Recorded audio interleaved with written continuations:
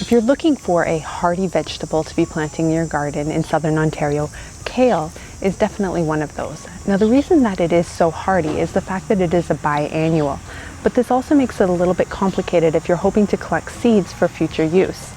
See, if you plant lettuce or arugula or any other leafy green that is more of a tender or cold, it prefers cooler weather, you'll notice that as soon as the heat hits that it will bolt and start to flower.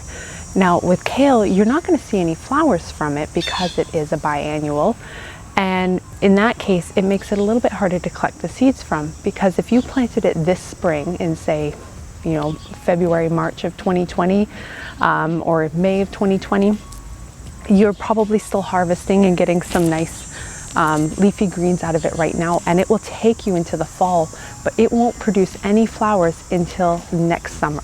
So in summer of 2021, you will finally start to see some flowers appearing on it. Now, once it does hit its second year, it also turns into a monster of a plant.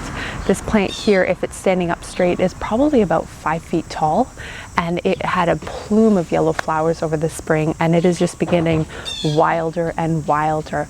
But over the winter months, it also had a really nice form to it and was quite a nice accent out in the flower gardens.